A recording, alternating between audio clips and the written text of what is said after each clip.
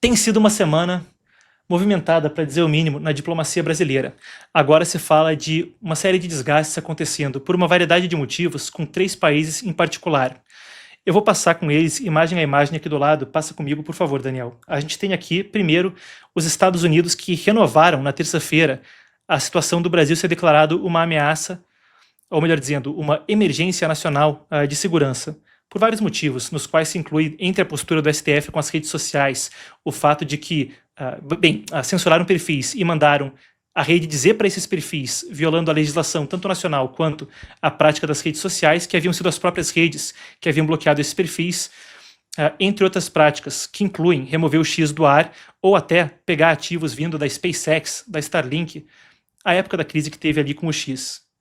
Mas tem outras práticas aí listadas, a gente já cobriu isso em profundidade antes, não vou entrar em detalhes, não é o foco do segmento agora. Mas foi renovada essa medida que abre a caixa de ferramentas para o Brasil agir quando se fala de medidas quanto ao Brasil. O Brasil repudiou isso, aqui está a nota oficial, dizendo que aquilo era inverídico. Mas a esse cenário, que foi um que sim dominou as manchetes, outras 2 crises diplomáticas acontecem ao mesmo tempo. Uma delas foi a situação onde Milei chamou Alexandre de Moraes de lixo careca quando estava no Brasil e Lula de ladrão socialista. Como resposta, a coisa acontece até agora, né? Dia sim, dia também tem algum tipo de declaração que faz com que essa crise meio que continue sendo empurrada com a barriga mais para frente. Alckmin falou, por exemplo, na terça-feira que Milei se intrometeu em assuntos do Brasil de maneira grosseira. Teve resposta argentina falando que considerava que aquilo era uma declaração pessoal, coisa corriqueira, e que as relações continuavam de maneira normal. Mas agora, ontem se viu, ou melhor dizendo, hoje se viu, declaração do Congresso do Paraguai, depois que Lula falou a respeito da Guerra do Paraguai, que aconteceu entre 1864 e 1870, uma grande guerra. O Brasil foi para cima e dizimou aí uma parte da população paraguaia. Os paraguaios consideram isso um genocídio, tá? Uma das guerras mais violentas aí da história da América do Sul. Mas Lula falou a respeito da Guerra do Paraguai num evento na sexta-feira, onde falava que, olha o que aconteceu, o Paraguai invadiu e o exército brasileiro teve que agir. Os paraguaios não gostaram nada do que foi dito. Além dessa declaração do Congresso, a gente tem aqui também o que foi publicado hoje pela Chancelaria Paraguaia, pelo Ministério das Relações Exteriores, dizendo que Santiago Peña falou por telefone com Lula para reclamar do assunto e que o embaixador brasileiro em Assunção estava sendo convidado a vir prestar esclarecimentos. A coisa foi rechaçada nos mais fortes termos, especificamente quanto à situação do Paraguai. Bem, é um composto que vem na série de outros incidentes diplomáticos ao longo desse governo. Por exemplo, houve a situação com Israel, quando Lula comparou a resposta ao 7 de outubro ao Holocausto, o que acabou fazendo com que as relações entre Brasil e Israel tivessem no seu pior ponto em muito tempo. Na época, o ministro das Relações Exteriores israelense, na época era o Israel Katz, até chamou o embaixador brasileiro para ir no Museu do Holocausto, o Yad Vashem.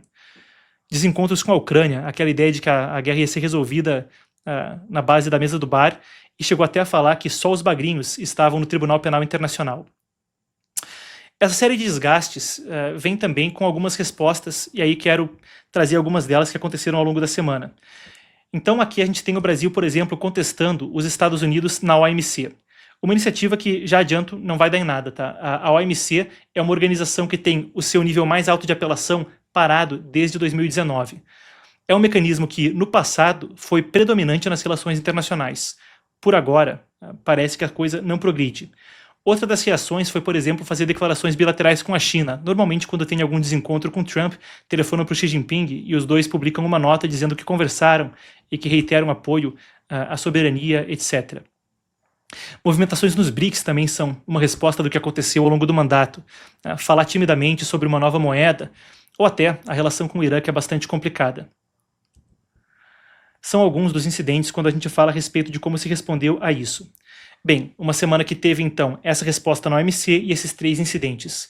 Enquanto a gente monitora e tenta entender juntas essas respostas diplomáticas, eu quero partir com você das notícias para análise e pontuar algumas das situações quando se fala das relações exteriores e do momento delas no governo Lula.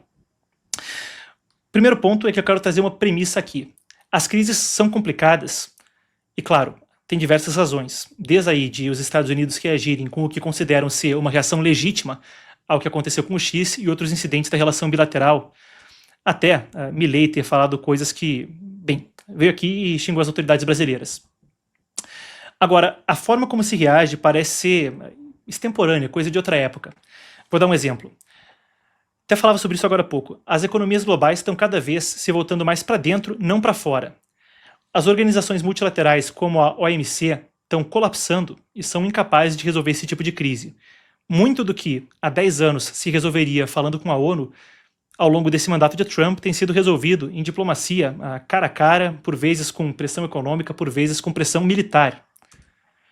É o tipo de tripé de força na economia, força nas forças armadas, força militar e diplomacia olho no olho que acaba sendo o que vale. Os exemplos mais claros são não só a OMC estar parada desde 2019, quanto a situação na OMS, por exemplo, onde os Estados Unidos cortaram financiamento.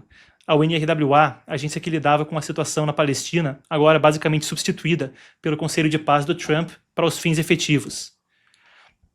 Lula até já conseguiu navegar cenários parecidos antes, mas em um outro momento.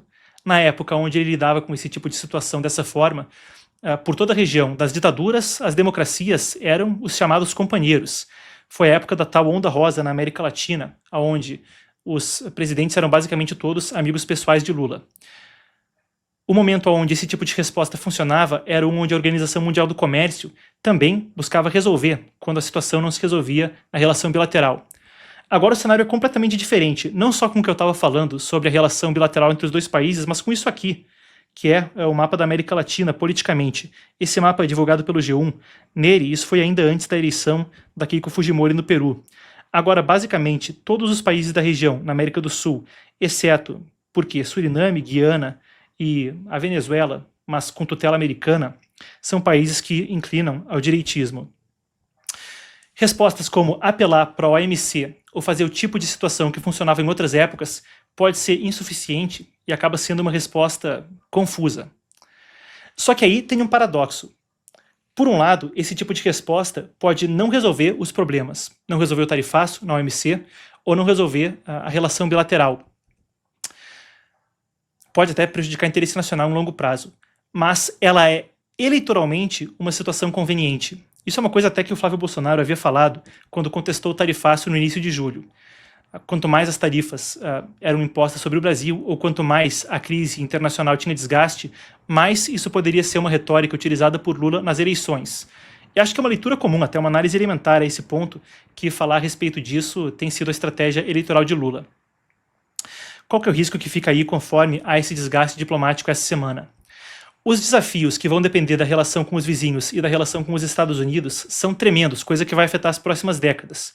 Então, renovar a cadeia produtiva através de IA, a forma como os países estão se remilitarizando nesse momento pós-Guerra Fria, Europa subindo para 5% do PIB, gasto em defesa, o conflito no Oriente Médio, a Ucrânia fabricando Patriots, a pressão para que países mundo afora estejam armados até os dentes para lidar com esse novo momento da diplomacia internacional, que mais e mais é um tipo de lei da selva. E a postura de Estados Unidos, União Europeia, China, Rússia, etc., são desafios que vão afligir países pelo mundo ao longo das próximas décadas. E o resultado parece ser no momento internacionalmente que, por vezes, o tipo de decisão que seria necessário pensar com 3 décadas no horizonte são pensados com 3 meses no horizonte até as eleições. O Brasil, se mais nada, é um dos 5 maiores produtores de alimentos no mundo, um dos mais eficientes até em termos de produtividade por hectare, e é a segunda maior fonte de terras raras no planeta. A China fica na frente, mas quase todo o processamento acontece na China. As potencialidades são enormes. Então, sempre existe, pelo interesse imenso que há no Brasil, formas de renegociar as relações bilaterais. Agora, a análise no momento é de que, com esse desgaste, pensar em como lidar com essas relações com a cabeça de eleição e não com a cabeça de estratégia pode ser um risco seguindo adiante.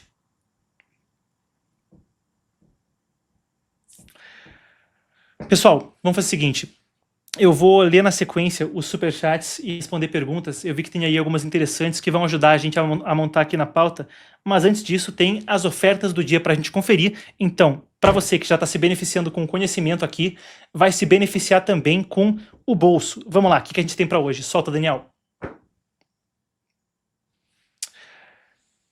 Esse aí, indispensável para quem ainda não tem, hein? Air Fryer. Para mim, coisa que mudou o jogo na cozinha. Assim, não sei como é que eu estaria casado se eu não tivesse Air Fryer. 37% de desconto de quase R$ 1.000 por quase R$ 500. Bom demais. Só apontar a câmera do celular e aproveitar. Que mais? Ó, o relógio. Tô precisando, hein? O pessoal fala que se vai usar terno, tem que usar relógio aqui no ar também.